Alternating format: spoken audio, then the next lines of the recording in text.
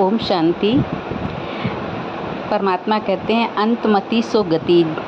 अंत में जो मति में बुद्धि में रहेगा वैसी ही हमारी गति होगी।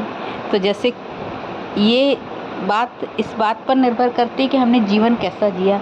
अगर हमने पूरा जीवन ऐसे गुजारा काम में, काम प्रबल विकार हमारे अंदर यदि है, या लोभ, मोह या अहंकार, है ना, क्रोध, तो जो हमारे अंदर ज़्यादा मात्रा में होगा, जिसको हमने जीवन में जिया है ना, जैसे काम विकार कि हमारे जीवन में काम विकार के सिवा कुछ और है ही नहीं, है ना, वासना, और या फिर लोभ, ये खा लें वो खा लें, ये मिल जाए वो मिल जाए, ऐसा लोभ, धन का लोभ, या फिर मोह बहुत होता है। कुछ लोगों में मोह बहुत होता है ना, ज़्यादातर लोगों में होता है मोह आज के समय में, तो क्योंकि सब प्यार पाना चाहते हैं, लेकिन प्यार किसे कहते हैं वो नहीं मालूम, तो वो मोह में फंसे रहते।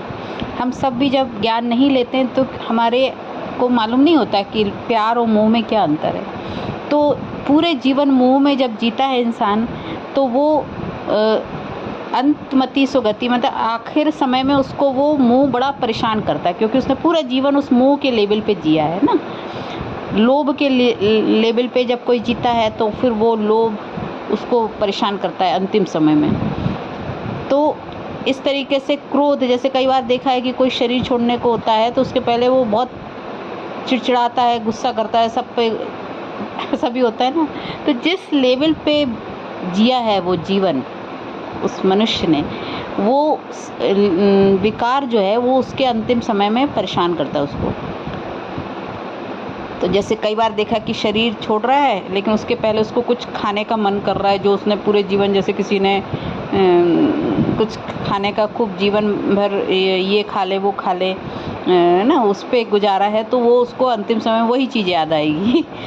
तो ऐसा सुनते हैं कि उदाहरण हैं ऐसे कि किसी को जैसे ये पसंद, पराठे पसंद है, या किसी को चाट वगैरह पसंद है, तो वो अंतिम समय में उस चीज़ की डिमांड करेगा, या रसगुल्ला, गुलाब जामुन ये पसंद है, तो वो अंतिम समय में उसको वो चीज़ खींचेगी, वही चीज़ चाहिए। मोह है, यदि इस पूरे जीवन उसने मोह के लेवल पे जिया, मेरे बच्चे, मेरी पत्नी, मेरे नाती, मेरे पोते, तो अंतिम समय में उसको लगेगा कि मेरे चारों तरफ वही वही रहें।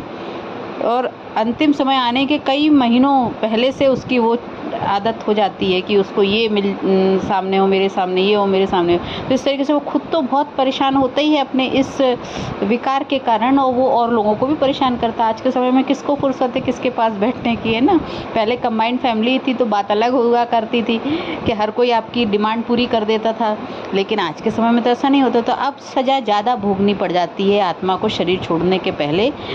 वो जीवात्मा जो है वो बहुत ज़्यादा तकलीफ़ में रहती है अंदर अंदर। जिस विकार के लेवल पे वो जी है, वो विकार उसको अंतिम समय में परेशान करता है। तो इसलिए परमात्मा पिता कहते हैं कि बच्चे, तुम मुझे जीवन जीना है अच्छे से, तो मुझे सदा याद करते रहो। तो अंतमति तो सो गति, माने अंतिम समय में सिर्फ परमात्मा ही याद आए। ऐसा अभ्यास जब हम करेंगे तो हमारी सद्गति ही होगी।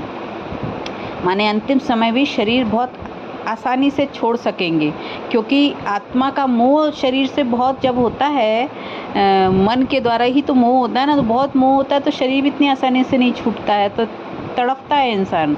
कई बार ऐसा होता है बॉडी भले स्थिर है लेकिन अंदर अंदर उसके उलझन बेचैनी का पूरा सीन सामने चल रहा होता है ना।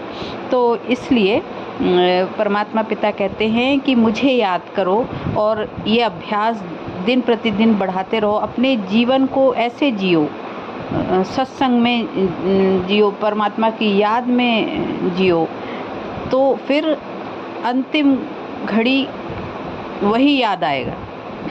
तो जीवन का तो कोई भरोसा नहीं ना, कब अंतिम घड़ी आ जाए।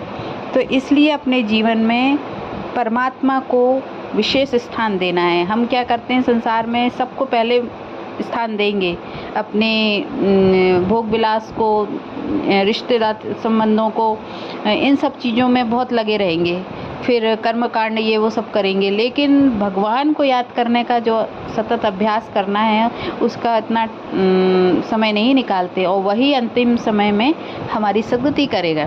इसलिए परमात्मा पिता कहते हैं कि अंतमति सोगति, अंत में मैं ही याद आऊँ, मैं परमात्मा ही याद आऊँ, ईश्वर की याद में ही शरीर छूटे तो फिर सद्गति प्राप्त होती है। ओम शांति।